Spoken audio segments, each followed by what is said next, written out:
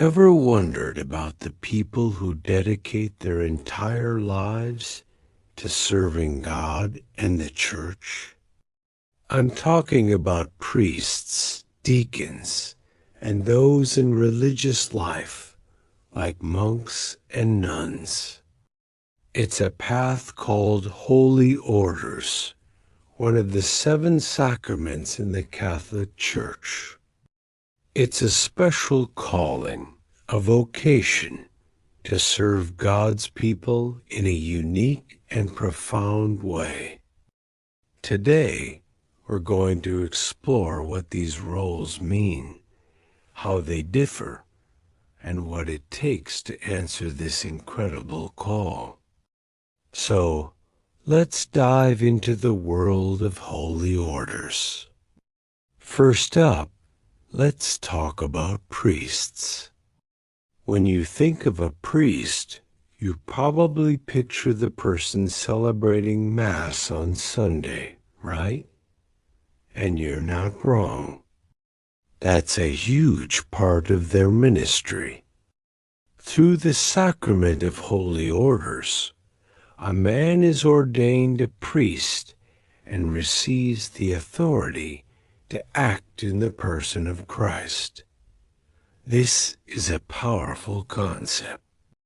It means when a priest consecrates the Eucharist, it is Christ who makes himself present. When a priest absolves sins in confession, it is Christ who forgives. Priests are spiritual fathers to their parish community. They baptize new members into the church, witness marriages, anoint the sick, and preside at funerals. They are there for the biggest moments in our spiritual lives, from birth to death. But their work goes far beyond celebrating sacraments. They also preach the gospel, teach the faith through homilies and classes, and provide spiritual guidance and counseling.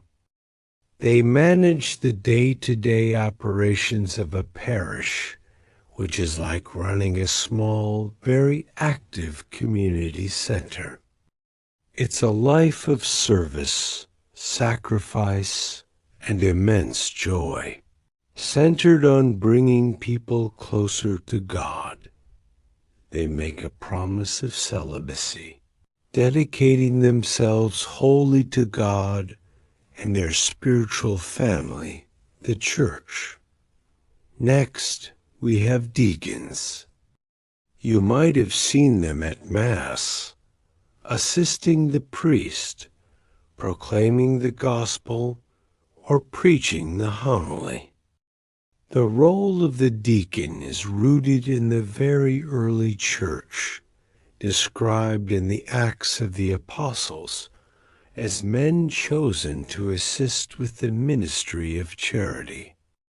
The word deacon actually comes from the Greek word diakonia, which means service. And that's the heart of their vocation, service. There are 2 types of deacons. First, there are transitional deacons. These are men who are on their way to becoming priests. Their time as a deacon is a final step of preparation before their priestly ordination, usually lasting about a year. Then there are permanent deacons. These are men who can be married, who are called to serve the church as deacons for the rest of their lives. They are not going on to the priesthood. Permanent deacons have a unique role. They often have families and secular careers, living and working in the world just like everyone else. This gives them a special bridge between the clergy and the laity. Their ministry is threefold: service of the word, service of the altar, and service of charity. They can baptize, witness marriages, and preside at funerals and burials. They assist the priest at Mass, but they cannot celebrate the Eucharist or hear confessions. Their work often extends far beyond the church walls into hospitals, prisons, and community outreach programs, serving the poor and marginalized. They are a visible sign of Christ the servant in the world. So we have priests and deacons, both part of the sacrament of holy orders.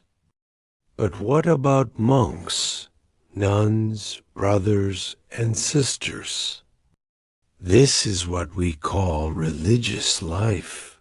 While it's not part of the sacrament of holy orders itself, it is another powerful way of dedicating one's life completely to God. Men and women who enter religious life take vows, typically of poverty, chastity, and obedience. Poverty means they give up the right to own personal property, living a simple life and sharing resources with their community. Chastity, like priests, means they forsake marriage to give their hearts entirely to God. And obedience means they listen to and follow the will of God as it is guided by their religious superiors. Religious life is incredibly diverse. You have contemplative orders, like Trappist monks or Carmelite nuns, who dedicate their lives to prayer and solitude within a monastery. Their constant prayer is a powerhouse for the entire church. Then you have active or apostolic orders, whose members work out in the world. Think of the Jesuits known for education, the missionaries of charity serving the poorest of the poor, or the Dominicans, known as the Order of Preachers.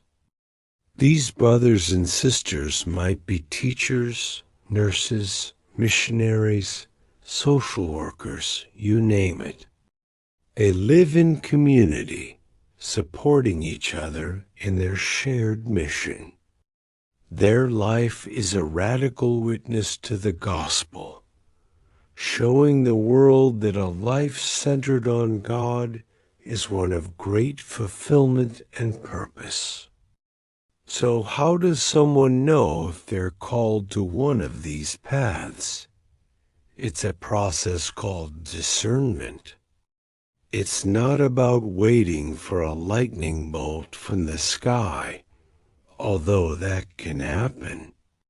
It's usually a quieter process of prayer, reflection, and listening. It starts with a feeling, a thought, a gentle pull on the heart that asks, "Is God calling me to more?" A person discerning a vocation will spend a lot of time in prayer, especially before the Blessed Sacrament. They'll read Scripture, seeking to understand God's will for their life. They'll also seek guidance, talking to a trusted priest, a spiritual director, or a vocations director for a diocese or religious order is crucial. These are people trained to help you navigate the questions and feelings that come up. It's also important to get involved in the life of the church, serving at your parish, joining a youth group or a campus ministry, or going on a retreat can help you experience the church as mission firsthand and see if your heart is drawn to serving in this way. Discernment is a journey, not a destination.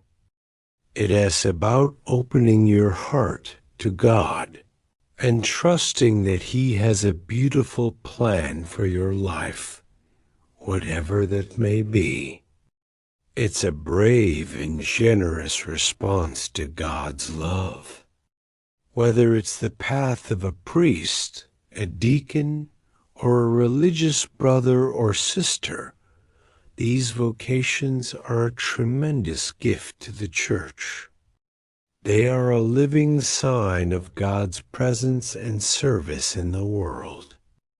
They remind all of us, no matter our own calling, that our lives have a purpose and that we are all called to love and serve God and our neighbor. The next time you see your parish priest, a deacon, or a sister, maybe say a quick prayer for them. Their yes to God enriches all of our lives. Thank you so much for joining me today to explore the beautiful vocations of holy orders in religious life. I hope this gave you a deeper appreciation for these special callings. If you found this interesting, please give this video a thumbs up and subscribe for more content about the Catholic faith.